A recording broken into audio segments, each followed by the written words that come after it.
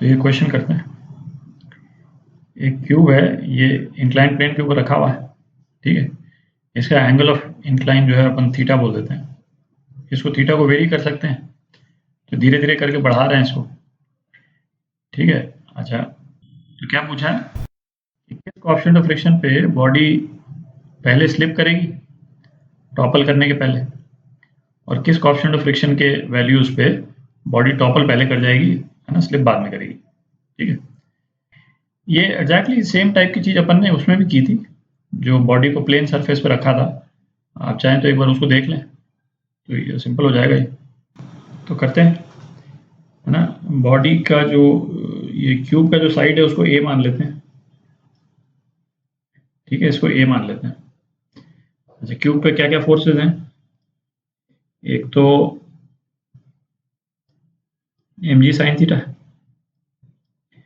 ठीक है, ये फोर्स हो गया आपका mg sin थीटा हो गया। इसको अपन कर देते हैं F parallel to incline, F11 मैंने लिखा, F पैरेलल लिखा है, ठीक है। एक हो गया आपका mg cos थीटा, इसको मैंने F परपेंडिकुलर टू इंक्लाइन लिखा है ना, किसी पर्पज के कारण लिखा है। अच्छा, फ्रिक्शनल फोर्स हो गया इस डायरेक्शन में, फोर्स ऑफ फ्रिक्शन, ठीक है। अच्छा, और टॉपलिंग के टाइम पे हमने देखा था नॉर्मल फोर्स जो है वो राइट एज पे पहुंच जाता है, उसके बाद बॉडी टॉपल कर जाती है, ठीक है, राइट एज पे। तो नॉर्मल फोर्स जो है उसका लोकेशन यहाँ हो जाएगा, ठीक है। अच्छा, फॉर स्लिपिंग, स्लिपिंग के लिए क्या कंडीशन होनी चाहिए कि mg sin थीटा जो है वो फोर्स ऑफ फ्रिक्शन से ज़्यादा होना चाहिए। फोर्स ऑफ फ्रिक्शन क्या है? Mu mg cos theta. तो mg sin थीटा जो है वो म्यू mg cos थीटा से ज़्यादा होना चाहिए। इसका मतलब tan थीटा से कम होना चाहिए, ठीक है। यदि जो भी इंक्लाइन का थीटा है म्यू उससे उसके tan थीटा से कम हुआ तो बॉडी स्लिप कर जाएगी, ठीक है। अच्छा, अब फॉर टॉपलिंग क्या कंडीशन होती थी? जो पॉइंट है, इस पॉइंट के अबाउट टॉर्क ले लेते हैं, ठीक है। तो नॉर्मल फोर्स और फोर्स ऑफ फ्रिक्शन तो इसी पॉइंट के थ्रू पास हो रहा है, तो उनके द्वारा तो कोई, है ना, उनका तो कोई टॉर्क लगेगा नहीं। दो फोर्सेस के टॉर्क लगेंगे, एक तो F पैरेलल का टॉर्क लगेगा और एक ये F परपेंडिकुलर इसका टॉर्क लगेगा, ठीक है। Torque due to F parallel, ये कितना हो गया? R क्या हो जाएगा इसके लिए? ये R हो जाएगा, ठीक है। और इसके बाद में ये mg sin थीटा उसके परपेंडिकुलर है, तो a/2 mg sin थीटा, और इसका डायरेक्शन क्या है? पेपर के अंदर है ना, डायरेक्टली इनसाइड द पेपर। तो इसका डायरेक्शन यहाँ ले देता हूँ, ये इसका डायरेक्शन है, ठीक है। अच्छा, और टॉर्क बाय F परपेंडिकुलर ये कितना हो जाएगा?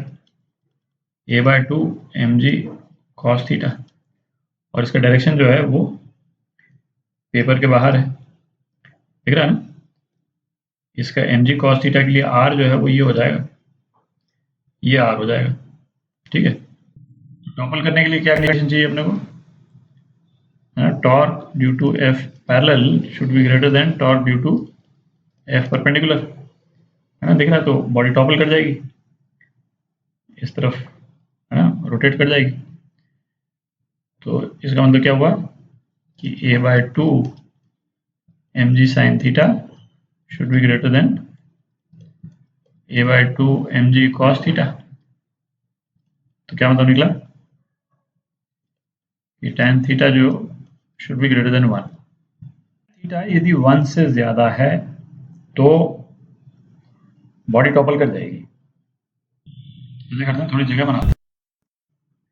तो अपने पास ये दो कंडीशंस आ गई थी, स्लिपिंग के लिए ये और टॉपलिंग के लिए ये, ठीक है। थीटा 45 डिग्री से ज़्यादा होती ही बॉडी टॉपल कर जाएगी। तो यदि म्यू 1 से ज़्यादा है, if mu is greater than 1, ठीक है, तो बॉडी टॉपल करेगी कि स्लाइड करेगी? म्यू यदि 1 से ज़्यादा है तो इसका मतलब tan थीटा ग्रेटर देन 1 पहले आ जाएगा, ठीक है, जैसे सपोज म्यू जो है वो 1.2 है, ठीक है, तो tan थीटा 1 जैसे ही क्रॉस करेगा तो बॉडी टॉपल कर जाएगी, ठीक है। तो यदि म्यू 1 से ज्यादा है तो बॉडी टॉपल्स फर्स्ट, ठीक है। और यदि म्यू 1 से कम है, म्यू 1 से कम है तो बॉडी तो टॉपल करती है tan थीटा 1 एक्सीड करने के बाद, है ना। म्यू यदि 1 से कम है तो स्लाइड पहले करेगी, ठीक है। ये आपका आंसर है।